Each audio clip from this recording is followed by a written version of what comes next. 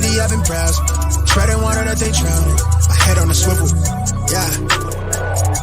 It's only really my surroundings.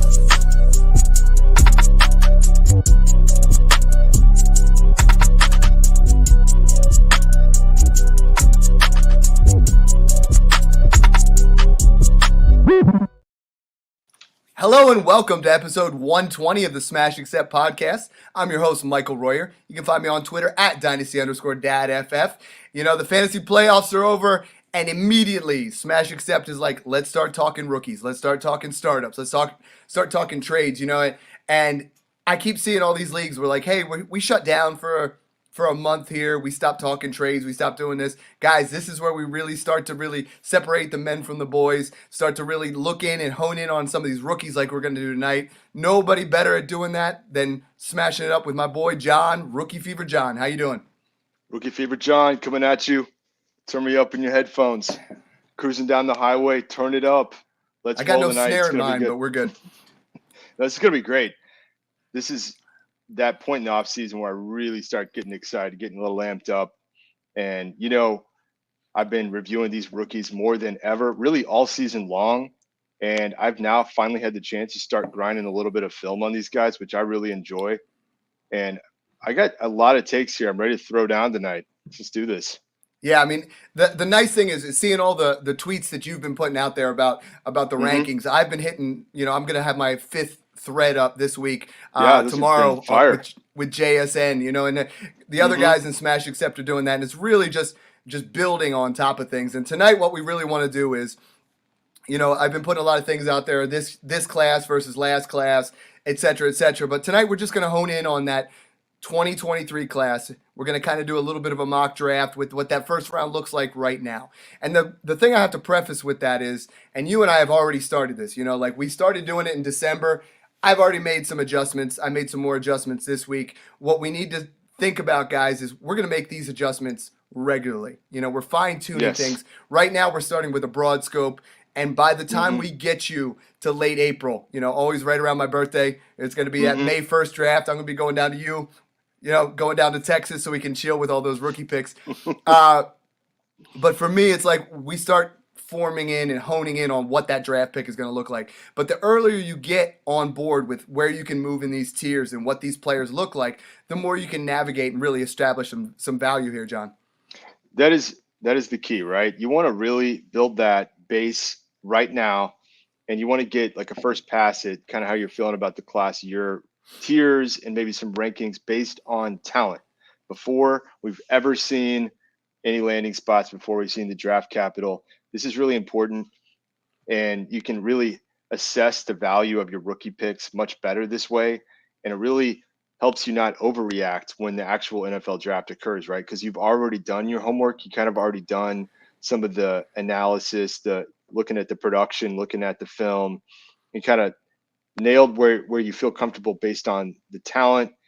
And again, what we're looking at too is also market value. We have our finger on the pulse of what are the consensus rankings look like? Where do we stand on that? We're going to be bringing all these analysts on there. But to your point, this is all part of the process. You got to stay fluid, take on as many inputs as you can to really nail this. And I assure you, by the time April rolls around, we're going to crush these rookie drafts.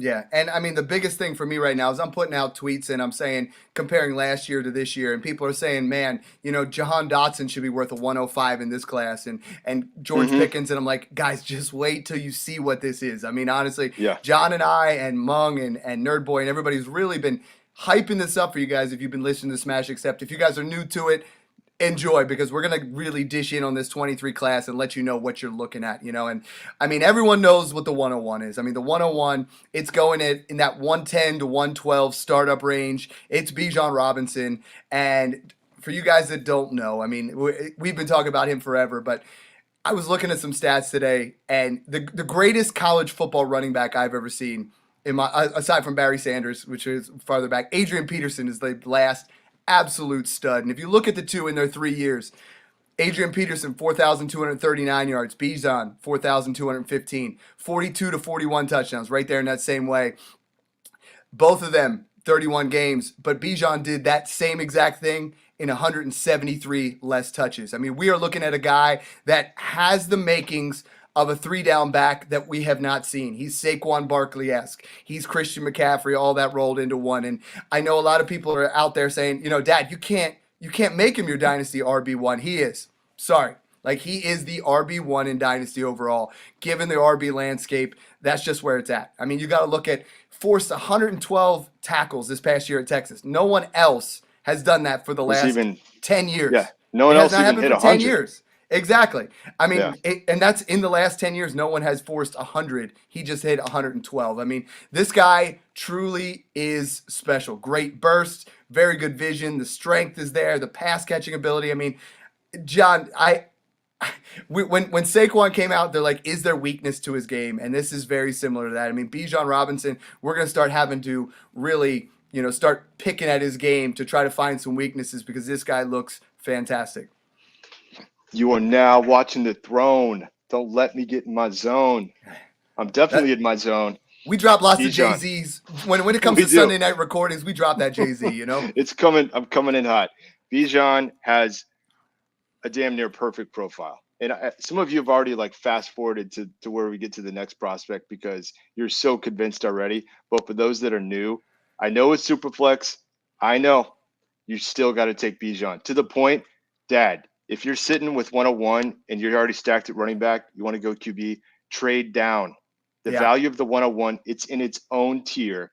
Bijan deserves to be there. He has a perfect running back profile coming out. And again, I'm you've Texas never said grad. that. I love this kid. I know. Perfect running back profile. And it really is that. Yeah, he's got it all. The dilemma becomes, John, is we talk about it. You want to be top 3, you want to be bottom 3. And in order to get to be bottom 3, we have been preaching, especially in the rebuild process, especially in the year 1 punt process that we've talked about, to build around quarterbacks and wide receivers and then fill in with these kind of guys. So if you've done that, you're in a great spot. If you're new to Smash Accept and you didn't do that, I mean, I feel like 50 to 75% of the teams out there, I don't want to say you don't deserve Bijan, but your team's not ready to have Bijan Robinson, right? Your team is not ready for that. You are going to waste year 1 in what is going to be an RB1 running back from day 1, and I think so. If you are in, we talk about Smash Accept is a 2-year rebuild. If you're in year 1 of that and you just started, then you can trade. I have seen this, John. I've seen Bijan go for the 102 and the 104. If you get Bryce Young and Jackson Smith and Jigba, you're moving in the right direction, right? Do not sell it. I saw someone the other day trade the 107 and the 110, and he goes, "What do you think of this, Dad?" And I cringed. You just gave up the golden ticket. I mean, Willy Wonka just handed you this thing, and you just said, you know what? I'm just going to trade it away for a couple of Snicker bars. No, don't do it, man.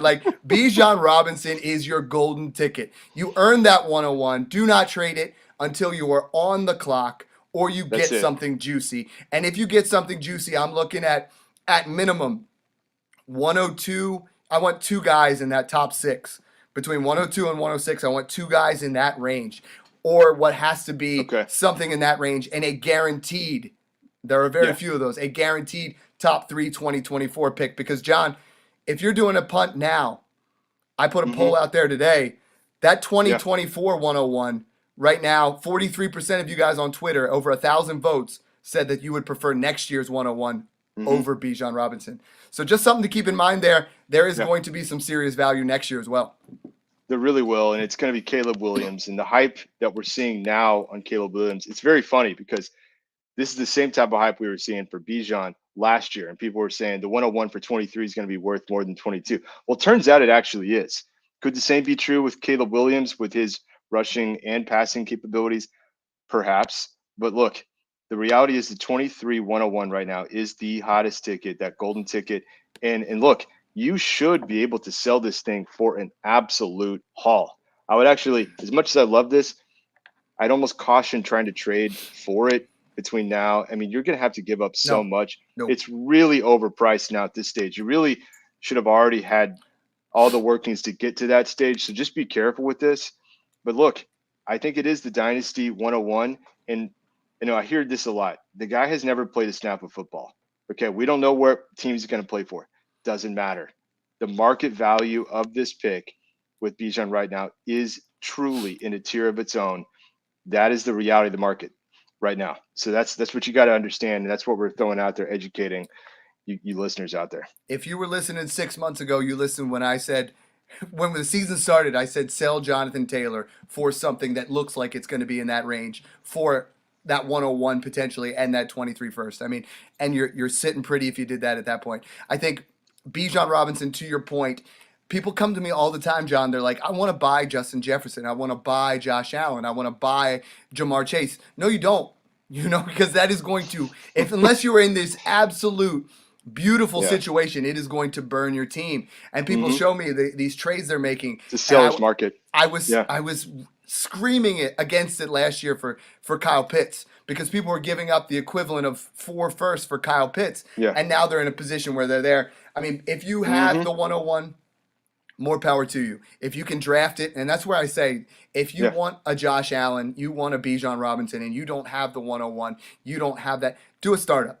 Get yourself in that position. That's the only time it makes sense to make those little changes here and there, because if you're trying to buy that 101 now, good luck. And I think, to your point, it's worth going out there and kicking the tires, though, too. Sure. Because I've seen it go for a late 24 first in the 107. Like if you're that team to go in there, I would at least ask. I think depending on how casual your league in, smash 1 through smash 7, you're gonna have to just beg, borrow, and steal. You know what I mean? I have them in 4 of those 7, so you're not getting them, guys. Sorry, but those are those situations you're gonna have to come after it. So right on. Enough about Bijan. We could fill an entire podcast. Easy. John has an autographed helmet at home. I just saw Daniel Jeremiah's mock has him I got my Bills gear on. RIP to their 22 season, but I saw them Bijan. Yes, I saw that. Can you imagine? The Bills. Oh my gosh. Jeez. That might be. It's a little unfair to think with about that aging roster and the lack of a running game, and then being able to have him and James Kaboom. Cook. Woo! I'm just, Daniel Jeremiah, you got me excited. Man. You got me excited with that mock, man. You had my Eagles getting Smith and Jigba, and my Bills getting Bijan. Oh my. Wow. But let's move on. I think you guys can hear it in our voices.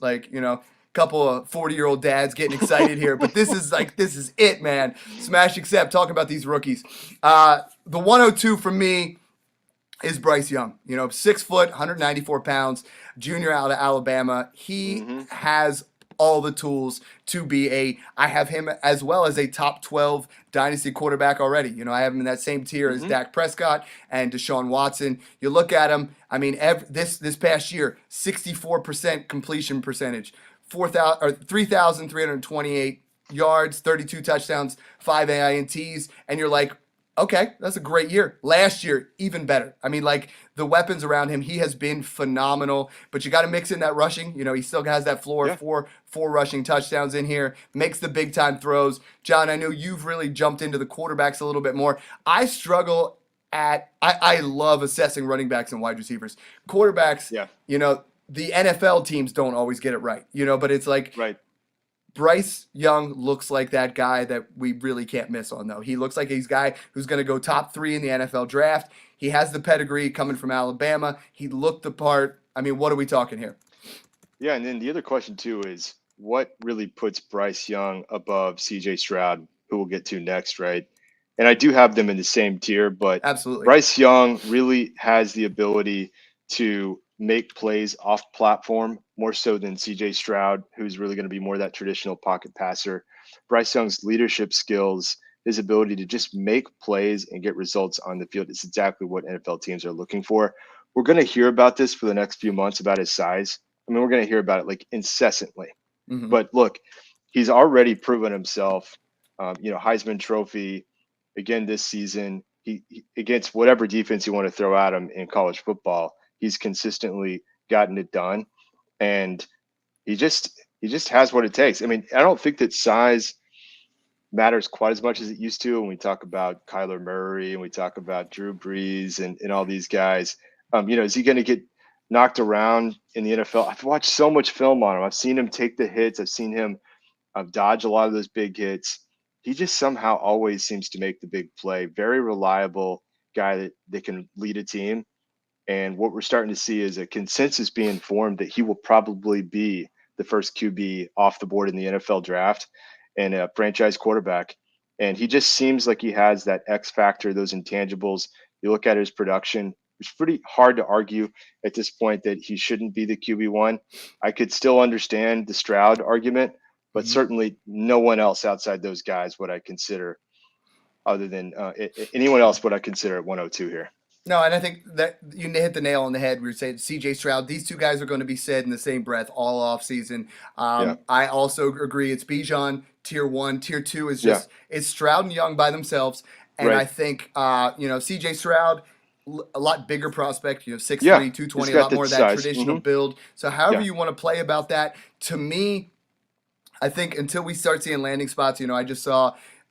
In the Daniel Jeremiah mock that I talked about, Bryce Young's going to Houston at 3 and Stroud's going to Carolina at 9, and I think you got to look at your landing spots. You got to look at your situations and see what kind of coaches. We talk a lot about that quarterback position, how important that coach is, and we got to see who's in those positions. So it really, both guys, I think, are borderline can't miss prospects. I have them both in that same tier as Dak, as Watson, slightly even above Tua Tagovailoa just because of, injury history there with the concussions. I'm excited about both of these guys, and I think we're going to go back and forth. Some analysts are going to have it one way or another. You and I both agree it's Young over Stroud, but I think if you're rebuilding, if you're in that situation, if you can get a second to move from 2 to 3, I'm okay with that. You know what I mean? But there's no need to do that right now. But I think on the clock, if you can get a little bit more, and you have that guy, know your league mates, right? You have an Alabama fan in your league, or you have a Ohio State fan. Just play around with that a little bit. See what you can do, because I think both these guys,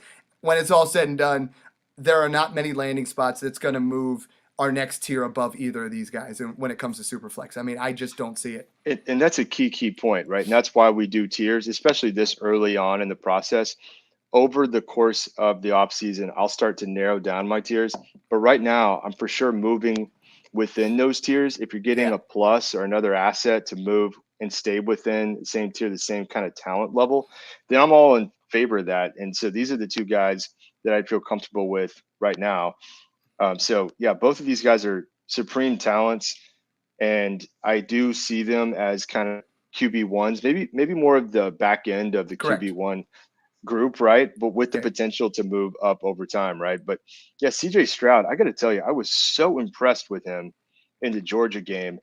And, the knock on him has been, he kind of struggles when he's getting pressured, when he's having to make plays off platform, right? But what we saw him, and actually broke down a couple of these plays in a couple of posts that I made, he really showed me he was capable of doing that. His accuracy is off the charts. He can make any throw. He's all over the field now. Some people are like, well, it's the Ohio State system, and he's had some of the best wide receivers we've seen in college football. Yes, agreed. But man, there's no question at all. He has what the NFL is looking for in terms of size, in terms of arm strength, accuracy, and he does make plays, right? So this guy's going to fit into a system. I think it'll be important to see what teams these two guys land on. And you've heard us talk about this, and Mung has also talked about it. The coaching staff, the system will come into play, and we could potentially factor that in. But those are the two guys for sure that are locked into this tier right now. Yeah. Now the next tier, this is where we start to formulate some things. I have two guys in mind. I know you have more in yours. So we're going to kind of keep this pretty fluid here, and we're going to kind of go that way. I have two guys, and I think you might agree, in that tier, there's two guys that kind of separate themselves a little bit. It might be a mini tier. In mine, it is a full tier. I go back and forth. I did a thread on Jahmyr Gibbs, and I had him as my 4. And then I just did the new one on Smith-Njigba, and I see so much there. Yeah, I mean, Jackson Smith-Njigba has had a little bit of recency bias, but I think that this is becoming a smarter and smarter dynasty community, and they're going back to 2021. Let me rattle off some of these stats again. The production for JSN is wild. 95 receptions, over 1,600 yards. You heard that right. And 9 touchdowns. Stroud called him the best route runner I've ever played with in my life. Olave and Wilson, we've got these videos where they both agreed he was the best of the three of them and the most athletic. And listen to their stats. That same year, Garrett Wilson, 70 catches, just over 1,000 yards. Olave, 65 catches, under 1,000 yards. So nowhere near the production in that same system. I also, by the way, looked up 2022 Marvin Harrison Jr. Same system, same coach, same QB. He had 77 receptions for 1,200 yards, 14 touchdowns. So you can't argue with the JSN production, kind of start there. But this guy, to your point, the route running capabilities that he has, he's an absolute technician. He's got the hands. He actually does have the speed. He could run high 4.4, low 4.5 type 40. But more than that, he just always gets open. Master of finding those weaknesses in the defense. And he always seems to catch the ball. So I'm kind of comfortable with putting him kind of at that 104 right now. I have moved him up, and I'm like, you know, I keep seeing his 40 time hovering in that 4.48, and the way he runs routes, the way he is able to, you know, his body control and the way he does things, he reminds me a lot of Amon-Ra St. Brown, even to a lighter version of Justin Jefferson. Like, this is a guy that 2 years ago I had Jamar Chase like this, right? And I was like all about it. Then we had those drops, and we started talking about things. Yeah. And I started getting less bullish. And right now I am super bullish on Jackson Smith-Njigba. I'm to a point where I'm like, you know what? If I can get the 104 plus for, say, Jalen Waddle or a guy like that, or even particularly even better, you know, some of those aging wide receivers, if I can get that 104 plus and make an insulated trade, this guy is going to be special. I mean, I think he's not the most athletic in the class. That's clearly Quentin Johnston. But, I mean, simply the best natural playing ball skills. I mean, the way he does things, the dynamic, nuanced routes, it's exciting. It really is. I'm pretty good now. I mean, he does have decent size, 6'1", 200. So, you know, some of the other guys in this class are a little bit smaller, and we're actually going to have to, we'll come back to that. Like guys like Josh Downs, guys like Jordan Addison are certainly smaller type wide receivers. So I think JSN is more of what you want to see in terms of size. Now, a lot of times, like, well, is he really just more of a slot guy? Okay, maybe he's a super slot in the NFL, but I mean, we were having those same conversations about Justin Jefferson. And I've seen this guy could run all the routes. We've seen his route tree. So I'm actually good with all this. We're running out of excuses to drop him any lower than this. Yeah, I mean, I could, you know, he's right in that area. He did it on the biggest stage. I mean, we forget what he did in that. You know, in all-time performance. FBS record: 15 receptions, 347 yards, 3 touchdowns. The guy can take over a game. The fact that Garrett Wilson and Chris Olave both came out and said he's the most talented of the three blows my mind.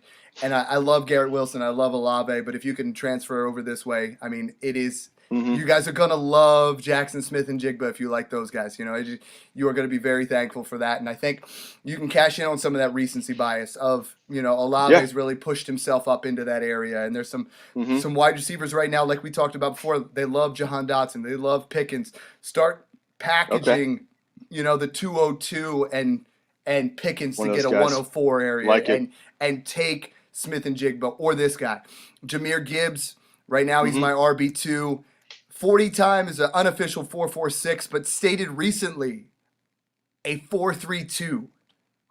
Unofficial. It's unofficial, but he is going to absolutely just light up the combine, right? People are going to get so excited. The knock on him is 5'11", 200 pounds. You know, like if he stays at that area, very few guys have really excelled in that area. But I do think, you know, he puts on a little weight. This is a guy for today's NFL. You know, I know we've talked a lot about not being able to running back. You know, exactly. He is a guy. He's the most explosive prospect that we've seen in years. I mean, like he jumps off the tape, right? He has elite pass catching abilities and the skill to be a 3-down back if he can put on that weight. But I almost look at him like what Tony Pollard's done, right? Where a guy that you can see him as a great number 2 who's going to get 15 touches, that he doesn't need 25 touches. I mean, he's a guy that lately I've been seeing in late first round mock drafts where I think if he goes to a Bills or it goes to the Eagles, he goes to one of those situations that's in a dynamic offense, I think that the sky is the limit.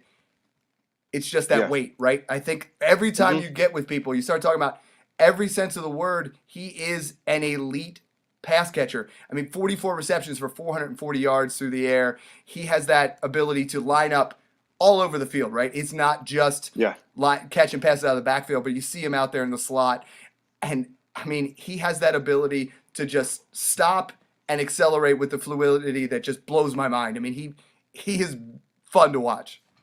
He's one of the most fun players to watch in this entire class on both sides of the ball, really. And I actually got swept up in that a little bit because the guy is just so electric. Every time he touches the ball, you just one of those guys, you just hold your breath. This guy's just about to house it, right? And he is full stop best receiver in this class. And I don't know that it's that close. Now, the size is going to be the discussion here. And I think that we really do need to see at the combine, what does this guy weigh in at? And what truly does he run the 40 at? Because if he's actually trying to add weight, does that hurt his 40 time? We don't know yet. And right. You know, we've kind of seen him become the pretty trendy consensus second running back off the board in these mock drafts for the NFL draft itself, right? So, I mean, I've had him as my RB2 all along. I will say, I'll throw another one in there, another guy to consider for me. After I watched quite a bit of film, I have another guy to consider at RB2, and that's Zach Evans. I think that if you're looking at ADP, I mean, even the sleeper ADP has got Jahmyr Gibbs right now firmly at 4. I'm pretty comfortable with that, but I will tell you this: I did finally slot Zach Evans ahead of Jahmyr Gibbs, and the reason why for this is I really think that Zach Evans is more of a true 3-down back. And he's got that combination of the size that Gibbs doesn't have with the speed, with the athleticism, with the vision. I think he can still catch the ball, not at the level of Gibbs, but I think he's got enough to be very dynamic 3-down back in the NFL. I just kept watching film, and the more I watched, the more I was convinced Zach Evans is absolutely legit. And he really has been. Going back to high school as a 5-star recruit, and this is funny because I remember as I was following recruiting for the colleges, he was competing with Bijan to be the number 1 running back in the country, that entire class, and they were back and forth. So Zach Evans has always had that kind of elite blue chip kind of capability. And I just watched him, his decision-making, setting up defenders, his anticipation, just a great all-around running back. And I had to kind of sanity check this. So I came to the Smash Patreon, and some guys like Nerd Boy came out, and apparently he has Evans as his RB2. So what I'll tell you, and this is very important, right? Right now, Zach Evans in terms of ADP is lower. He's an unquestioned first-round rookie pick, but you might actually be able to get him lower than you will. I think you're going to have to pay up to get Gibbs, but I think both of these guys are very exciting running back prospects that I think you should consider in the RB2, RB3 range. And I have them both in that same tier. So we'll see, right? Coming back to your point, let's see how this plays out. It's a process, right? But I have them both in that tier right now. I think the fun part is, and you know, we're rattling off, and I got 2 wide receivers that I have above him.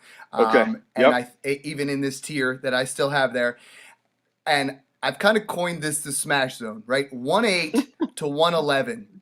Like, I've been talking with Zoltan, I've been talking with Nerd Boy, I've been talking about you, and I'm like, we have a scenario here where, I mean, Anthony Richards could jump into this area. You know, you have a spot where Will Levis, they have him potentially going top 5 to the Colts. He could jump into this area, pushing down, you know, well, like you said, pushing down Sean Tucker, Zach Evans, you know, even pushing down Quentin Johnson, Jordan Addison. I mean, this 1-8 to 111 area is going to be juicy, right? Like, this is the year where you just won the championship and you held on to your 112, and you're gonna pull down an absolute stud. You know what I mean? Like, this is that one time. Last year we were trying to be like, after 8, we were like, oh, what do we do here? You know, we're trying to find out who that guy is. And to your point, I mean, Evans is just smooth, efficient, agile runner. I like watching him. He has great burst, you know, 100th percentile in that 20-yard shuttle. That's huge in being able to show what kind of burst the guy has. His vision is fantastic. And then once he gets to that second level, it's beautiful. It is. The knocks on him are just, you know, never truly had that bell cow role, and that isn't necessarily against him, and his minimal receiving work. That doesn't mean he can't do it, right? I mean, we talked about Kenneth Walker this year, where we're like, well, he hasn't done it, but he showed in the NFL he can do it, you know. And I think there's a big difference between has he done it and can he do it. Yeah, well, that's the thing I wanted to weigh in on. I actually knocked him down my rankings throughout the year because, as you saw, he actually lost some play time to Quentin Judkins at Ole Miss, who's just a freshman. I'm like, whoa, what's going on here? And his total stats just didn't jump off the page. So you're like, I don't know if that was the best year. Maybe it wasn't. But when I started watching him on film, this guy is so efficient. He really is. And so I start looking at the stats. Turns out he was the most efficient running back in the entire class. So most yards per carry, but more importantly, most yards over expected. So that's an important stat.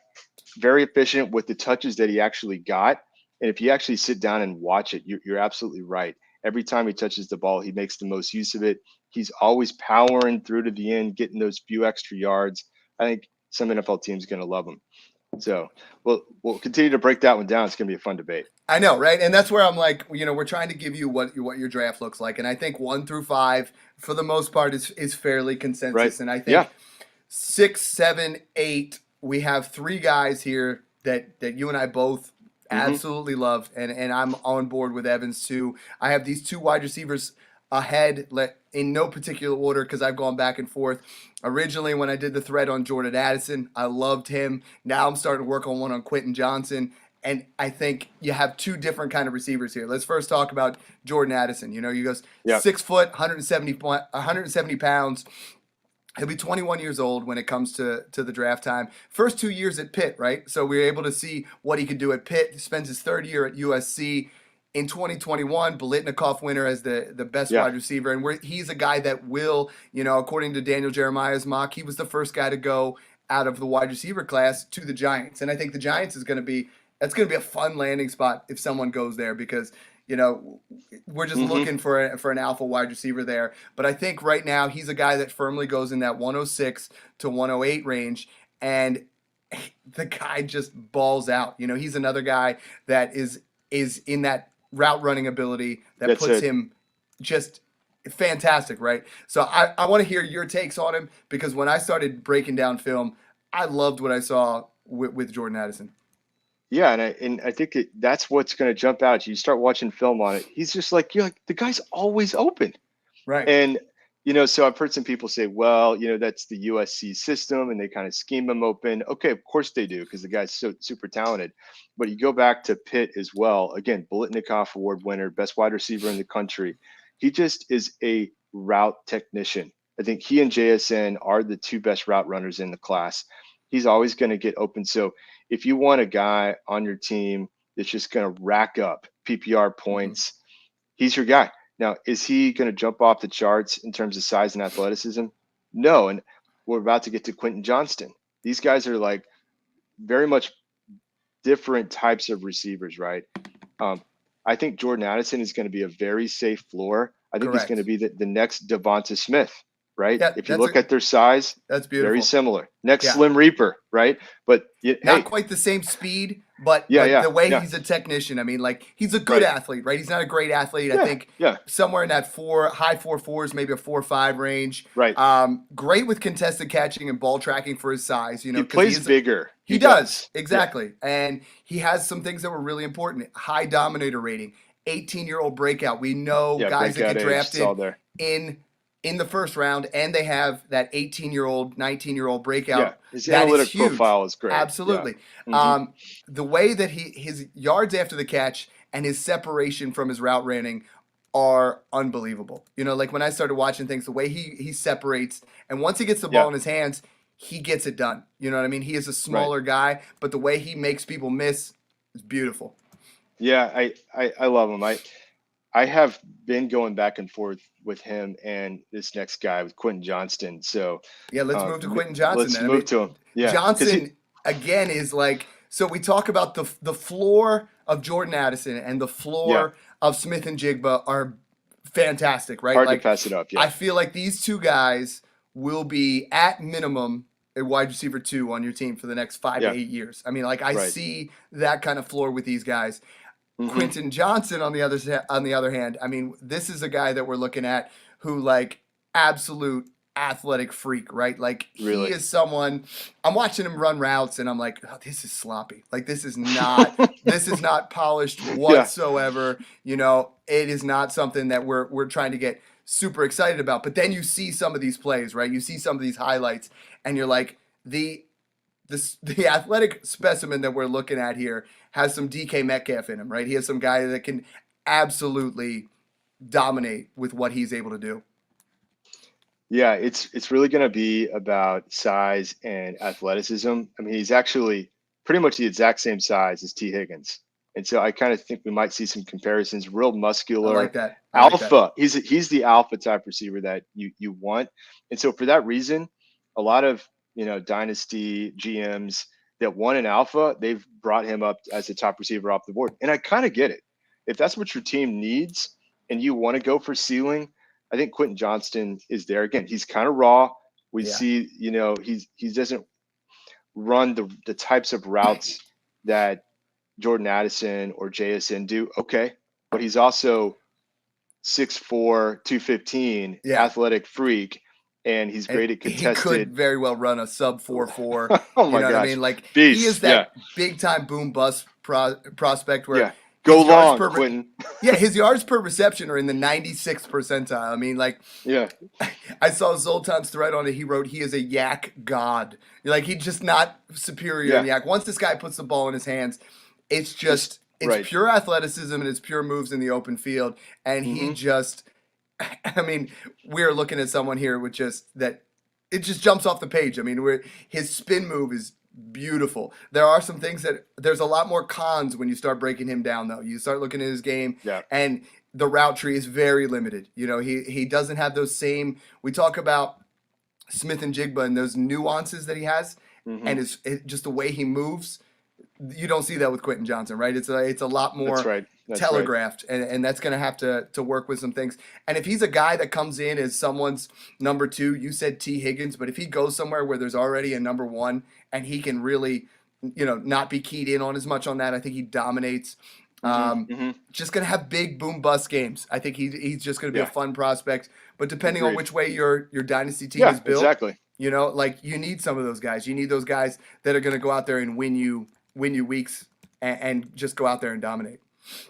Yeah, that's exactly how I feel about him. So, there's some very fun wide receiver prospects. Those are the clear top 3, though. JSN, Addison, and Quentin Johnston in terms of consensus. I mean, coming back to the early sleeper ADP, Johnston they have at 7, Addison they have at 8, right? So they're kind of grouped in that tier. And again, you might be able to move around a little bit right now with your rookie draft position to get one of these guys.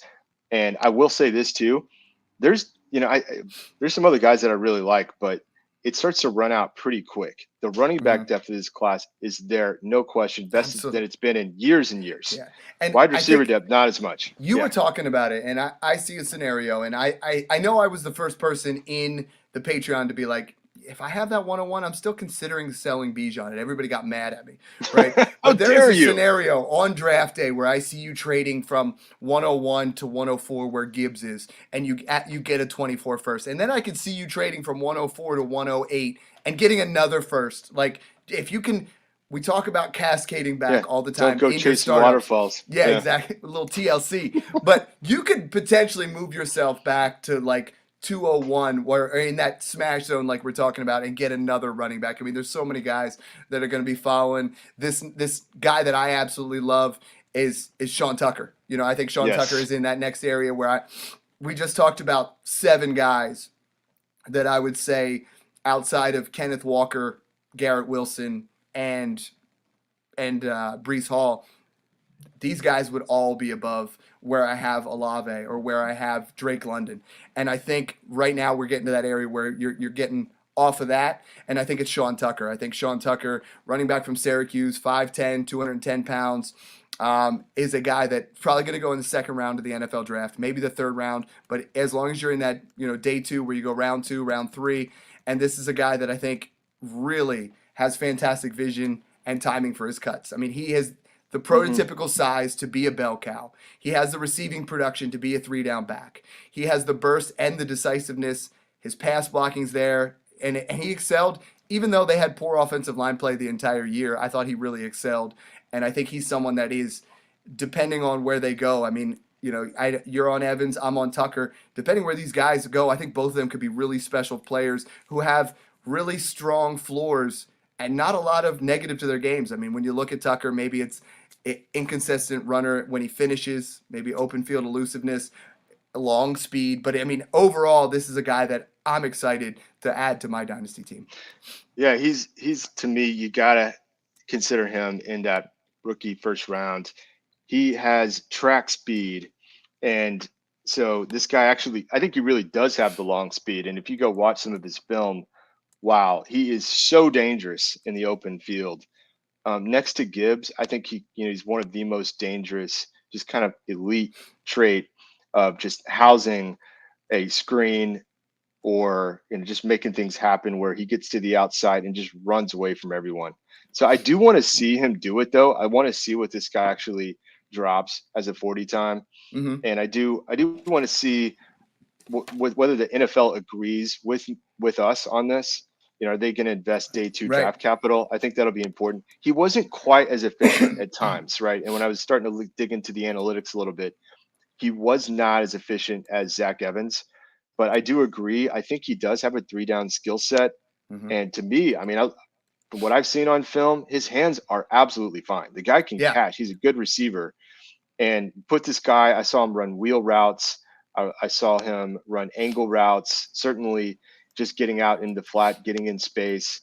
He's solid in that area. So I really like Sean Tucker, man. I think he's going to be a very fun running back prospect in that range that we're talking about in your rookie draft. Not to be confused with that horrible 90s rom-com, Sean Tucker Must Die. This one must live on Not the same guy. Not the same guy, no. I think that was like Josh Duhamel. Not quite. Go back, check it out, man. He's a real heartthrob. You know who else is? Kayshon Boutte. Love Kayshon Boutte. We're looking at, this is a guy who right now his unofficial 40 time is a 4.37, which is 96th percentile. That's on playerprofiler.com. Wow. If he gets in that area, it's going to be exciting. I've seen most people saying in that 4.4s, and there's just something different, John, when you talk 4.3 versus 4.4. And I think 4.4 is a good athlete. 4.3 is someone who's fantastic. But again, 6 foot, over 200 pounds, 18.7 breakout age. Right now, he's a guy that I think is in that 108 to 111 smash zone, and he looked great at LSU. I think this is someone that, we are going to be excited to get on our you're in the playoffs and you lost, in your semis, and now you're going to get rewarded with this kind of guy. I mean, my gosh. Yeah. I think Boutte shows impressive lateral skills, his ability to cut and change directions in the open field. We have so many guys. I know we've talked about the yak ability in this draft class, but I mean, like, Boutte, his contact balance and plays, he had a record-setting 308 yards in an SEC game. I mean, like, he is unbelievable. He's a yak monster and someone that I'm super excited to see as well. Yeah, you know what? I'll say this about Kayshon Boutte. If you were to tell me a year from now this guy ended up being the top wide receiver in the class, it just wouldn't shock me because he does have the skills to get there. Now, here's the problem I have. Like, what happened this year at LSU? He just disappeared at times. Now, okay, you look at his QB, look at the LSU offense. I think that really was a huge factor. But I don't think that his heart was really in it. It was really weird for me, too, that he kind of hesitated and he was going to go back again. I was shocked by that, but he made the right decision. I think he will get the draft capital. I just kind of wonder, what is the NFL going to do with this guy after that year of production? But again, we haven't finished the chapter on this guy. Like, what is he going to do at the combine? How does he test? Does he do a pro day? And what is it going to look like in terms of draft capital? But he really does have all the pieces. He has some incredible plays on film, just jaw drops. And so, yeah, you're right. I mean, this guy really could be quite the gift in the latter part of the first round of rookie drafts. And I'm still kind of debating whether or not we should put him with those other 3 guys. But for sure, I would not put him any lower than wide receiver 4 of this class based on his overall skills. Guy's a baller. Let's stick with the same position because I know there's some other guys in there, but Yeah. Jacobian has me eating up Joshua Downs. Like I'm watching it. Yeah. University wide receiver out of North Carolina. Yeah. 2 extremely successful seasons, both sophomore and junior, over 1,000 yards.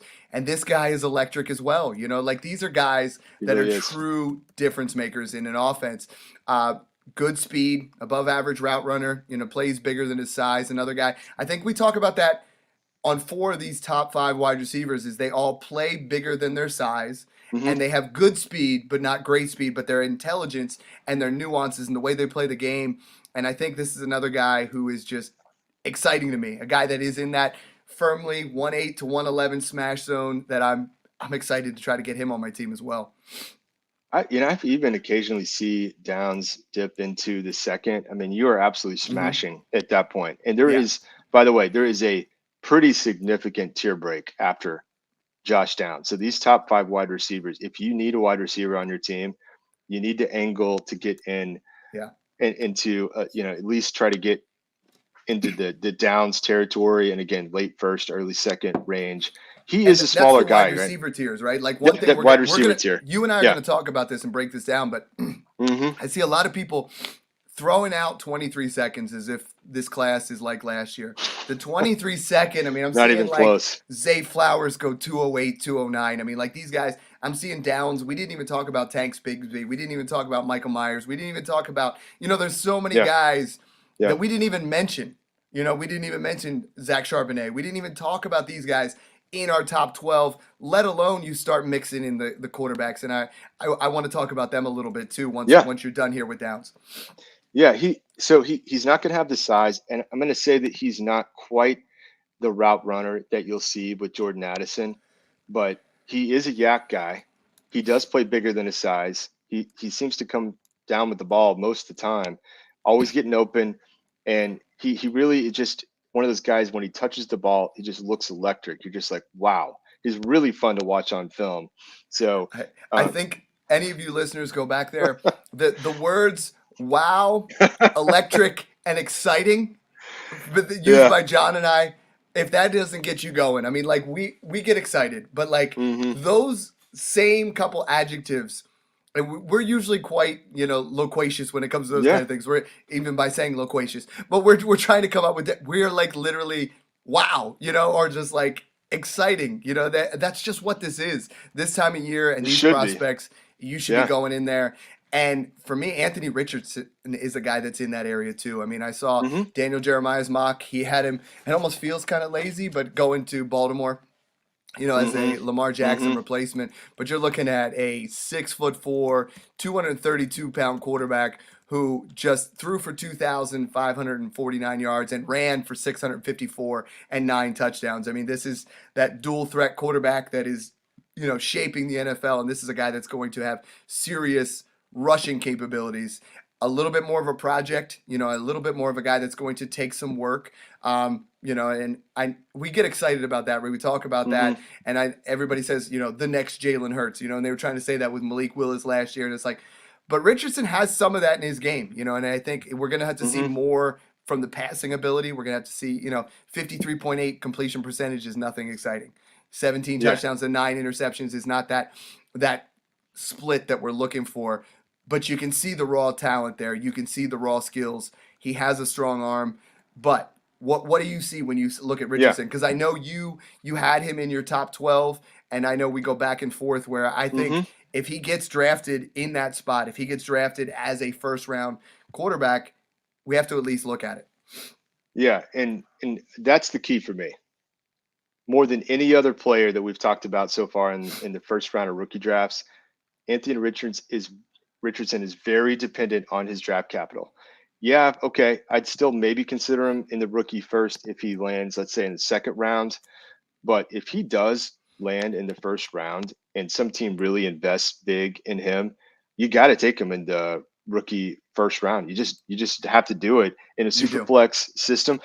He reminds me kind of almost like a Cam Newton. Here's the scary thing, Dad. The guy is faster than Cam Newton, though. That's absurd. Like, he's a true freak athlete, no question about it. And then the throwing, the overall technique that he uses, does kind of raise some eyebrows. Like the accuracy is way off certain games. He had some bad games this year. The arm strength is incredible though. Like you'll see him miss a couple and then he'll just lay one perfectly right in the basket, 50 yards downfield. You watch him, and so he kind of drives you crazy because you'll see these flashes of absolute brilliance making plays that not every starting quarterback in the NFL could make today. And we know there's so many NFL teams out there that are desperate to get a playmaker like that. Here's my advice. Wait to see what kind of draft capital comes in, number one. And number two, if you draft a guy, you're going to have to be patient, right? He is not a guy you want on a contending team right now. But if you are in a punt or a 2-year build, you can wait a little bit. To me, this guy could be year 2, year 3, maybe year 3. He starts to really produce. The last thing I'm going to be watching for here, so draft capital is key, but I think the system that he lands in, we are going to need a coach that can develop him. And I think pretty quickly, we'll break this down in the pod, right? But did he land in a spot where there's going to be a coach that'll actually be patient, work him? Maybe there's a bridge quarterback in front of him. These are all really important things for this guy. So it's a little early to say one way or another. But right now, with everything we're hearing, I am projecting him to be in the rookie drafts in the first round. Right. And I agree. And I think the biggest thing that we learned from this year, you have to learn something from your rookie drafts. Malik Willis was a guy that when we had this process going last year, a lot of people had him as his 101. And then they just refused to trust what the NFL did, right? They took him in the, was it 3rd round or 4th round? And no one would move them back in a rookie draft. And it's like, well, let's move him to mid first. Let's move him to late first. He just didn't belong in that area. And I think, we got to learn from that, right? To that and go from there. Yeah. And especially with what you're giving up in this draft, right? Like if you're trying to move up last year and you're trying to get there and you missed out on, a down year prospect. But if you miss here, you're missing another running back who's fantastic. And that's Kendre Miller, right? I mean, one of the better running backs in this class, combination of speed, elusiveness, and he's 220 pounds. I mean, I saw Ray GQ put, he sees a lot of Ramondre Stevenson in his game. He's an ideal candidate as a lead back at the next level in a running back loaded class. And if you count that up, I mean, that is 5 running backs, maybe 6 running backs in that first round. That's why we told you, 15 months ago to do your punts, do your rebuilds and build around this running back class because it's beautiful. It really is. And I mean, Kendre Miller, he's another one. The more I watch on him, the more I love him. He's very smooth for his size, 6 foot, 220. So the guy's big. He looks to me like a 3-down type back. I've moved him ahead of Tank Bigsby, Zach Charbonnet, and I even in my latest rankings, 1 spot ahead of Sean Tucker. Again, I have those 2 in the same tier, and so I'm going to be debating that. I want to hear what some other analysts think. But on film, man, this guy really pops. He's really kind of got, again, that 3-down skill set that you look for. He's got the power. He certainly has enough speed. I saw him catch the ball. Great pass blocker. I really think he's just kind of checked so many of the boxes that I think that the NFL will invest in this kid. He was really kind of the heartbeat of the TCU offense. I mean, Max Duggan at TCU got a lot of credit, but for me, I mean, when I was watching these games, Kendre Miller was really getting it done. Really hard to bring down. So I really like him. And I actually firmly believe that he needs to now go in the rookie first. And if I'm looking at sleeper ADP, he's still going a bit later. I see him more in like the mid-second. So he's a value right now. So for those of you listening, keep it quiet. We want to get Kendre Miller at a value. But man, for me, no question, Dad deserves to be in that rookie first. This is exciting right now because we're looking at it, and I want to recap what we talked about real quick. For you guys that are new, we got a ton of new listeners.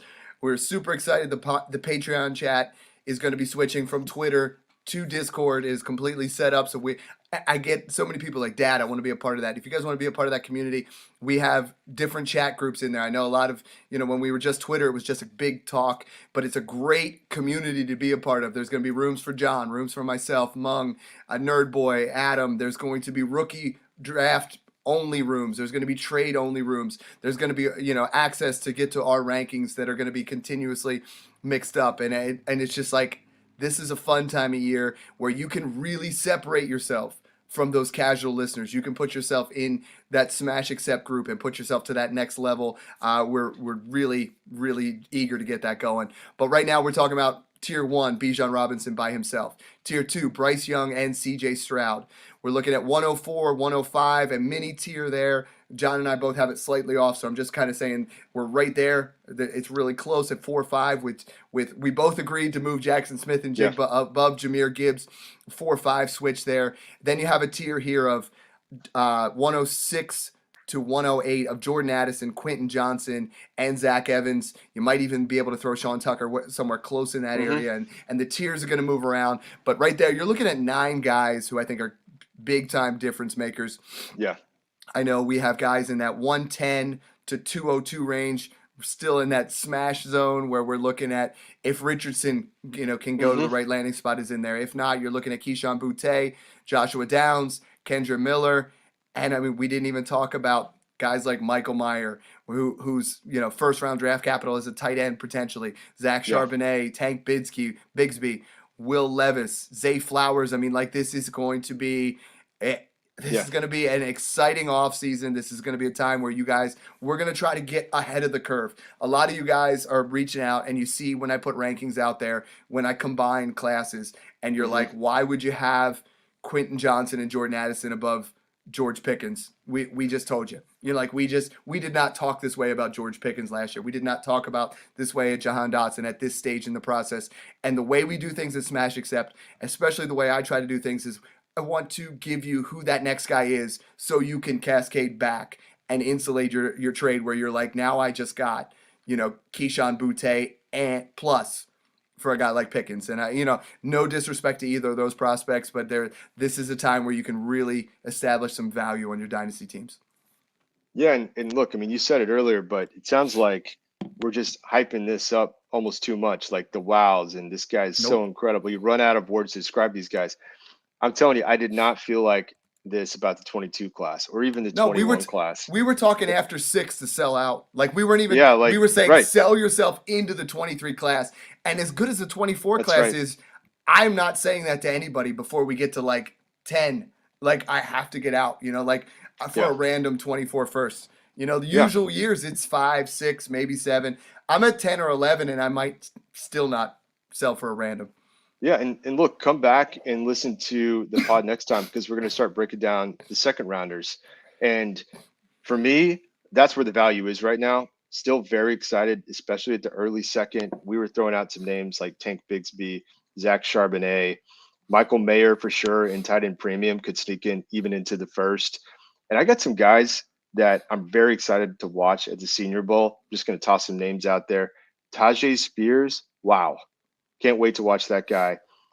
Deuce Vaughn, Roschon Johnson, Kenny McIntosh. Some of these running backs are going to be in the Senior Bowl. Could move around a little bit. Again, it's all part of the process that we break down. So come back. But this is really who we're most comfortable with. I firmly believe, for example, Anthony Richardson should be ahead of Will Levis right now, based on everything that I saw. Right. I firmly believe now that Kendre Miller and Zach Evans should be ahead of Tank and Charbonnet, for example, right? So we're feeling pretty good about some of these tiers. All part of the process. We're going to be bringing in other analysts that we respect that are, much more professional and been doing this more than we have. But we have learned a lot, and it's fun to just look back at what we were saying this class is going to be has actually panned out as good or better. So for those of you that stored up your 23 picks, you listen to the Smash Pod, I hope you're as excited as we are because it's going to be fun, baby. And it's draft season, and I just finished Smash 7. I know I've kind of been hyping up that Smash zone. I have 1-8 through 111. In that, I drafted all of them. If you guys are doing a draft, don't do it where you're if you get the 12th pick, you get the 101 in the draft. So put those rookie picks in there. Let your people draft those rookie picks. Get them in there. And, I think it really, if you're at a point in a startup right now, and this will be more of a long-term thing, but if you have to choose between player X and 111, it's player X. Or it's 111 because that's going to continue to go up. Player X has that ability to, someone else might come in. They might get a new coach. They might get a new quarterback. that 111 is just going to continue to go up. And I keep seeing that where people are like, well, he's kind of worth close to the same. He won't be. These picks are only going to continue to go up in value. Same with those 24 first. And in your startups, man, those 25 first are like candy. So super eager to get through and talk about all of this in the next upcoming weeks. Thanks again for tuning in, guys, and enjoy the process.